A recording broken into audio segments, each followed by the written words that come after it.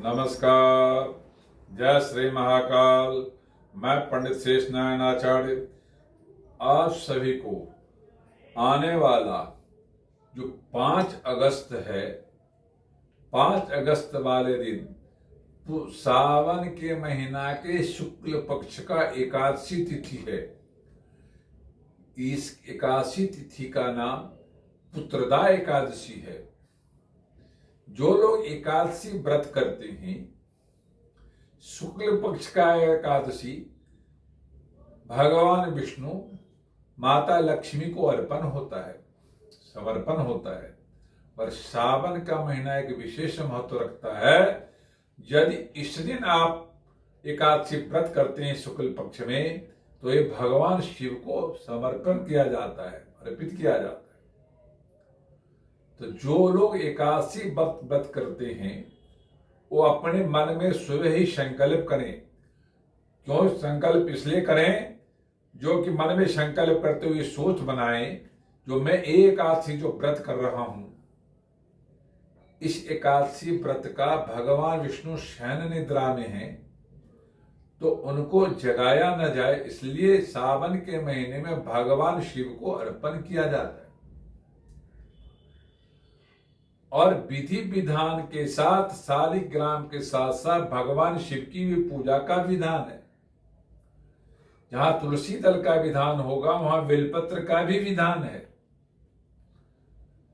यदि आप कल के डेट में यदि आप तिलक का, रक्त तिलक का प्रयोग करते हैं भगवान विष्णु का, तो श्रीखंड चंदन पीले रंग का भी प्रयोग का विधान है।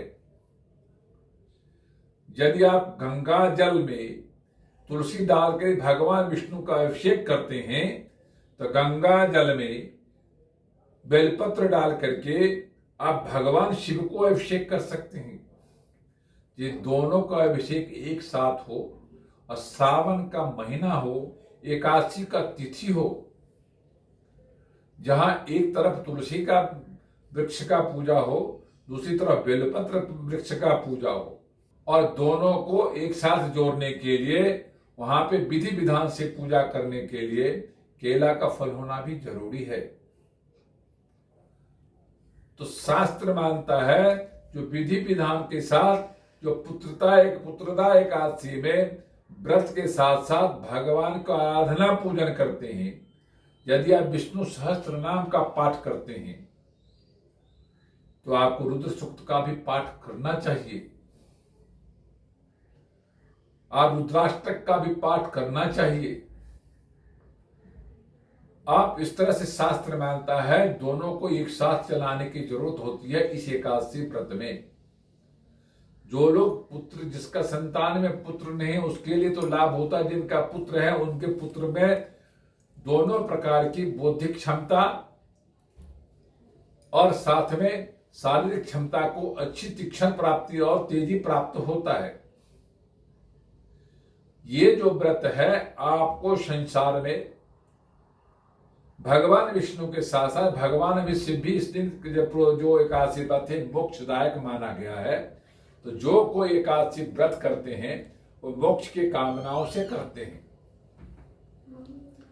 मोक्ष की प्राप्ति के लिए भगवान शिव सावन के महीने में शास्त्र मानता है, यदि हमारे संतान में पुत्र होगा, तो यदि संसार के जाने के बाद हमें वो गति और सदगति कराएगा और हमें मोक्ष की प्राप्ति होगी।